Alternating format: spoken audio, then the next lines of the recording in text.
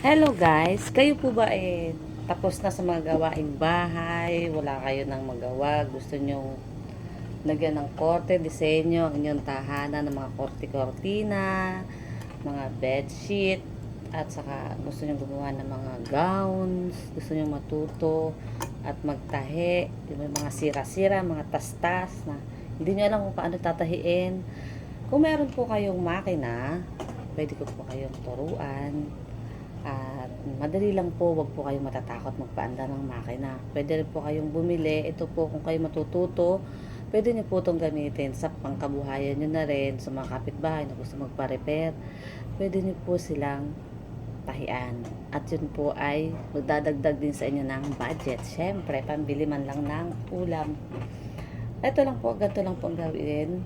Gaya ko, ako rin po ay dati hindi marunong magtahi, pero siyempre po nag-aral din lang para matuto. At ngayon nga po ay gusto ko i-share sa inyo ang aking kaalaman.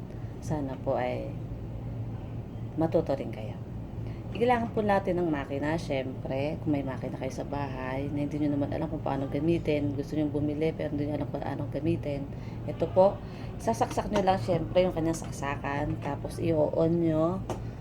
Ito ang kanyang on. Siyempre, ayan, meron siyang on and off. I-on nyo lang po siya.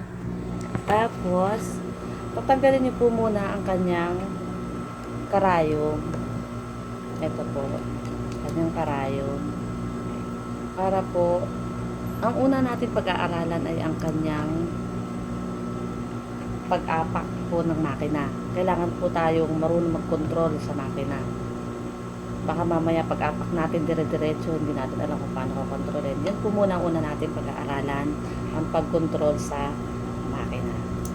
Tapos ito po yung bobbin case niya. Kailangan po muna natin tanggalin dito sa loob nito, sa ilalim, para po hindi siya magkanda buhol-buhol yung sinulid. So once na natanggal niyo na po, ang pag-aaralan po natin ay yung pag-apak ng makina. Kailangan po huwag tayo matatakot mag-apak. Kukontrolin po natin yung kanyang paa. Ito po siya. Ito po ang kailangan natin kukontrolin siya. Yung pag-apak. Pag po inapakan natin siya, dire-diretso siya, go-go siya. Ayan. Ayan, pagkita ba? Ito po, ayan. Ito po. Pag po yan ay inapakan,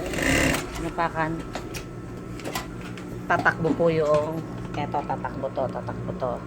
Pag ito tumakbo, syempre, matatakot ka kasi diretso, hindi mo pa alam kung paano gagawin. Yun po yung una natin pag-aaralan. Kukontrolin nyo yung paa nyo, on and off, on, off, on, off, on, off.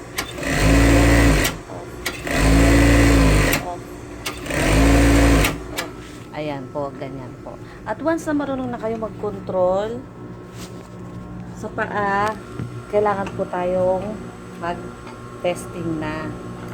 Pag hindi na po tayo matatakot mag-apak, testingin po natin. Naglagay tayo ng karayom sa lalagyan niya. Ayan po.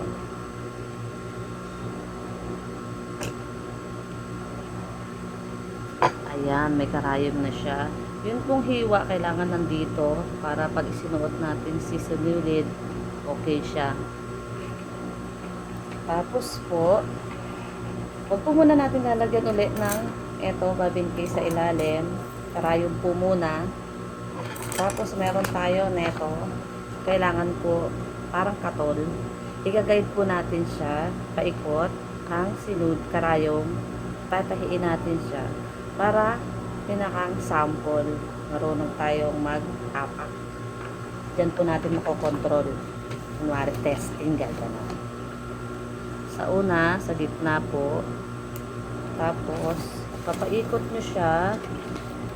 Ayan. Para malaman nyo yung control nyo. Ayan.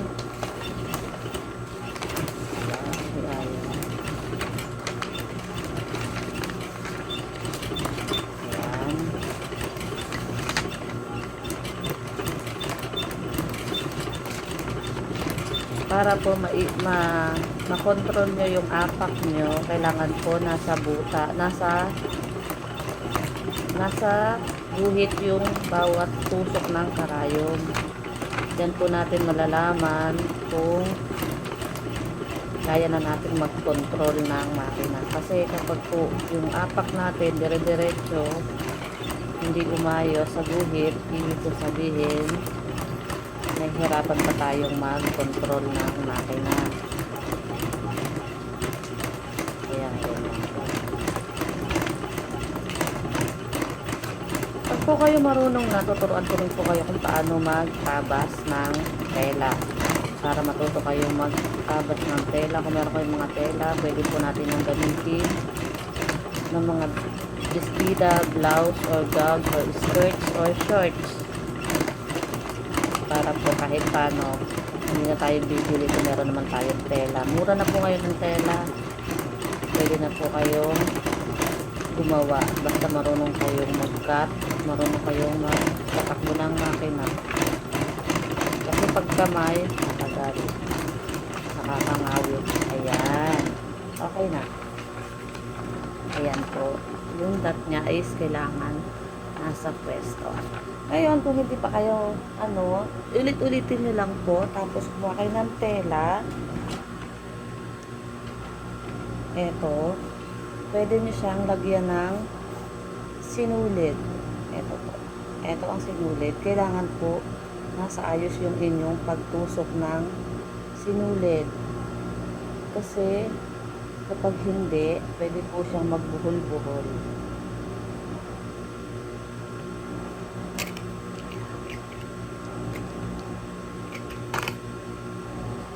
Kailangan po nasa align yung kanyang pagsuot ng sinulid.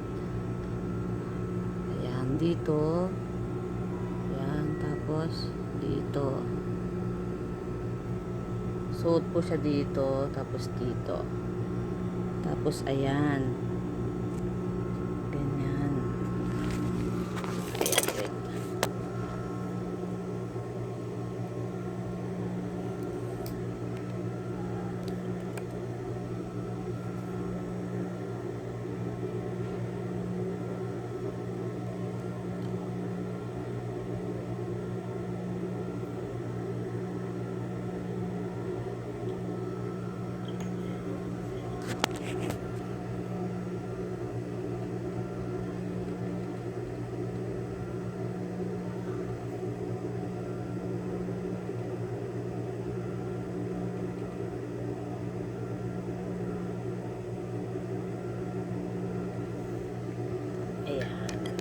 Tapos, maglalagay po tayo ng babin.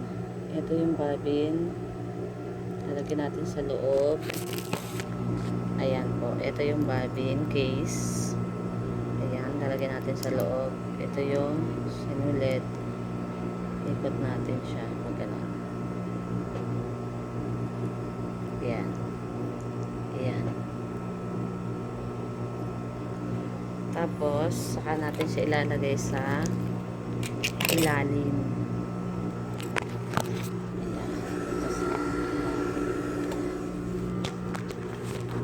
Kailangan po siya ay magkiklik. Ayan, nakaganyan. Pag inilagay nyo, nakaganyan. Tapos, kailangan maririnig nyo siya magkiklik. Para ibig sabihin, yun. Ibig sabihin, pumasok na siya sa loob. Tapos, saka nyo siya ganyan. Ayan. Ano siya ganyan. Para mahugot yung sinulid sa ilalim. Ayan. Pag po okay siya, wala siyang sabit, ibig sabihin maayos yung pagkakagawa. Ayan po siya, ma'am. Ayan. Kailangan dito, tapos dito, tapos dito, tapos dito siya. Ayan, dito ang diretso. Ito may kawit, may alambre. Kailangan nakapasok siya dyan. Tapos dito, pasok siya dito. Tapos dito, tapos dito, suot. Then labas dito, pasok dito. Tapos dito, tapos sa karayom. Kailangan yung isuot sa karayom. Ayan, di okay na. Kailangan yung sampulin kung siya ay tatahi. Sample po muna tayo para testing natin yung ating apak at yung ating tahi. Tingnan nyo po kung hindi siya tuhog maayos, wala siyang tuhog, ibig sabihin kapag po ganyan yung tahi, ibig sabihin okay yung kanyang linya ng sinulid, linya ng sinulid pati sa ilalim, wala pong problema, so pwede tayo magtahi.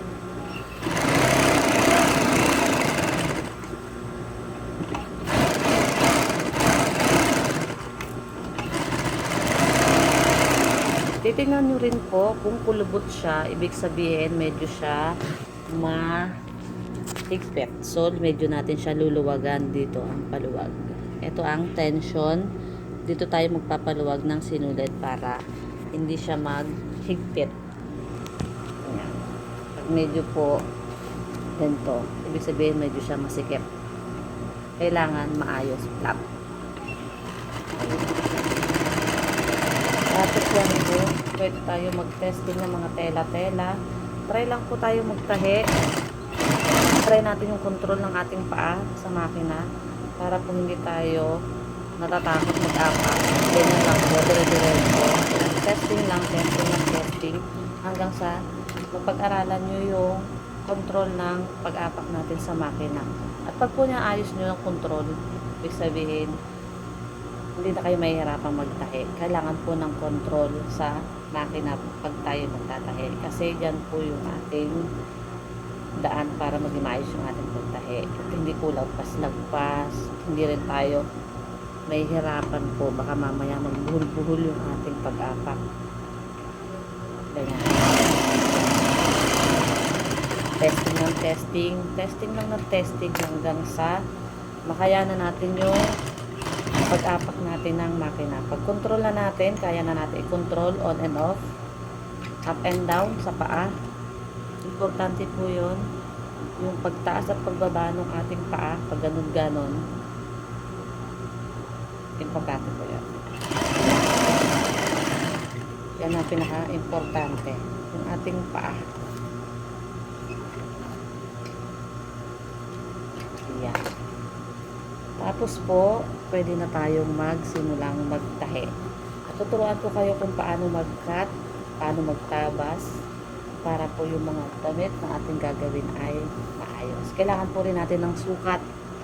Tuturuan ko kayo kung paano magsukat sa mga susunod kong videos. Thank you po at salamat.